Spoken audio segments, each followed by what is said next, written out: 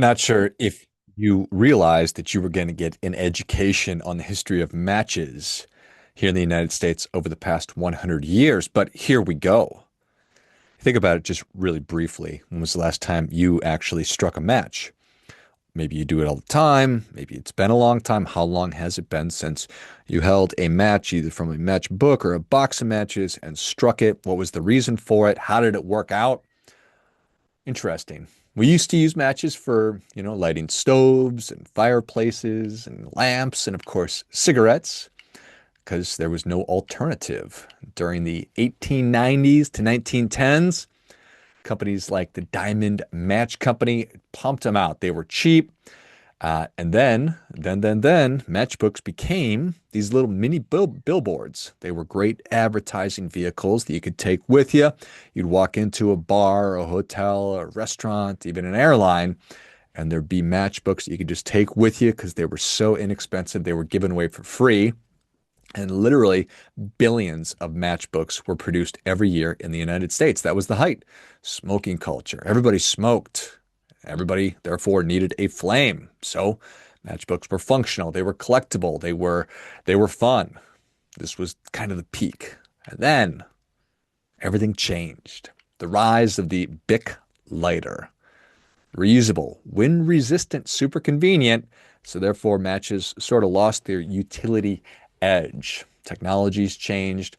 Lighters built into appliances, gas stoves had the electric ignition on there, so we just didn't need it. And then people realized that smoking was one of the worst things you could possibly freaking do to yourself, so we stopped doing that. And by the 80s, match production had collapsed, almost certainly. So, pretty interesting. Pretty interesting. I think that there's a great metaphor here uh, in terms of matches where each of us essentially has a box of matches or a book of matches for our lifetime. And each one of those matches, well, that's a decision. You strike the match. A match is a single use deal. You don't get to reuse it. And every time we make a decision about how we're going to allocate our resources, well, it's not a yes or a no. It's not a good or bad. It just kind of is. So once you burn time, attention, energy, and money, you don't get that back. Yeah, to a degree, after a good night's sleep, we certainly regenerate. We get more attention. We get some more energy. Um, Not necessarily money, certainly not time. So you get the idea. So it's an interesting metaphor.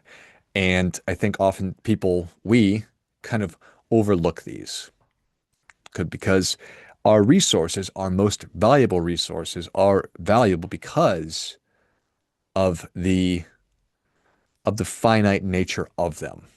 I don't have unlimited time. There's not unlimited opportunities out there for me. And this isn't some abstraction that I'm talking about. I mean, it's just a reality that we have a number of matches and it's a finite number. So whether you like it or not, they're going to burn. And that's where a lot of people miss. You don't get to not spend your life. You don't get to hold on to it into perpetuity. You don't get to pause it.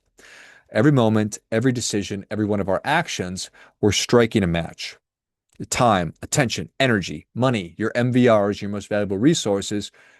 Every time you strike one of them, it's gone, which is okay until it's not.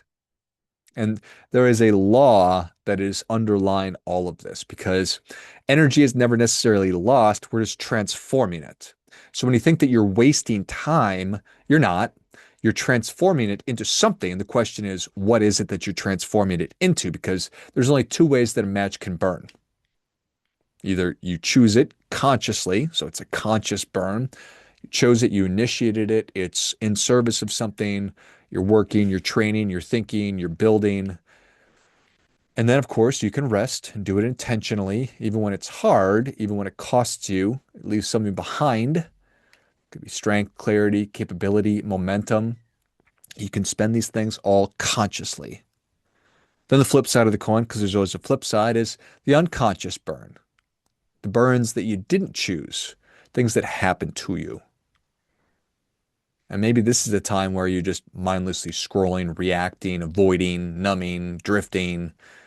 This can feel harmless.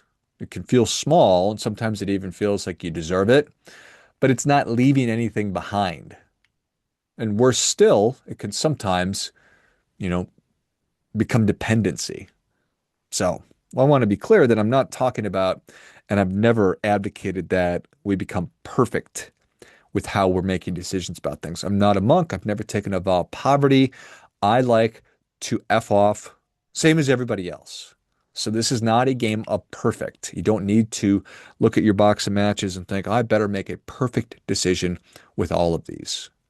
Not trying to live like a machine or a monk, not trying to eliminate comfort, because sometimes that's the right decision. If I just can't, it's time to rest. It's time to step back and take a breath. Here's the difference. Are you recognizing that in yourself and choosing, or are you just doing it because you're on autopilot? That's the big question. It's not discipline versus comfort or rest versus work. It's conscious versus unconscious. Did you choose? Did you choose to strike the match? Did you choose the burn? Or is the burn choosing you? Single match, one match in a massive box or book, that doesn't really matter that much. One wasted hour, no big deal. One big night, indulgent night, okay. You missed an opportunity, no big deal. But you stack these up and you repeat them, you build a pattern out of that, and then suddenly you're going to wake up and you don't recognize yourself or the life because something went terribly wrong. And it went terribly wrong because nothing was ever fully chosen. And that's how it happens.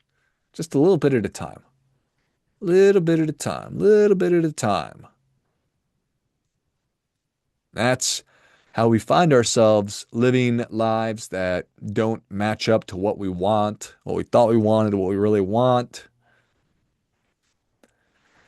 So it's not like it all of it, it didn't happen because of massive failure or a catastrophe of any kind. It happens with accumulation. A match here, a match there, a little drift, a little avoidance, a little comfort until one day you're standing inside of a life that you didn't really mean to build. And this is what hurts the most in this. Nothing was lost. Every match you burned went somewhere. It built something. The only problem is that it didn't build what it is that you actually wanted, because life doesn't give you what you want. It doesn't give you what you intend. Life gives you what your patterns produce. And your patterns are nothing more than the repeated way that you're burning your matches. So what's the answer? It's not intensity. It's not grinding. It's not some dramatic reinvention of you. It's something pretty easy. It's awareness. It's asking yourself in real time, is this worth the burn? Am I choosing this, or is it choosing me? If I repeat this pattern, where is it going to lead me? Because your life's not built in a moment.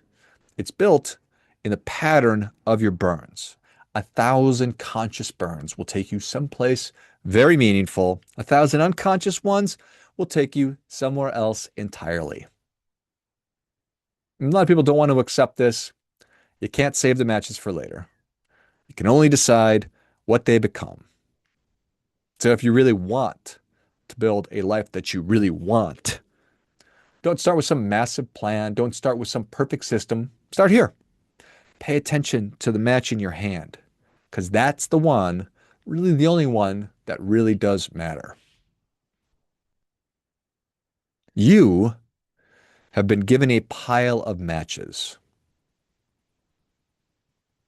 You've got this pile of matches, and this will result in your life. Wisdom is learning, knowing, and then burning them on things that are worthy of them.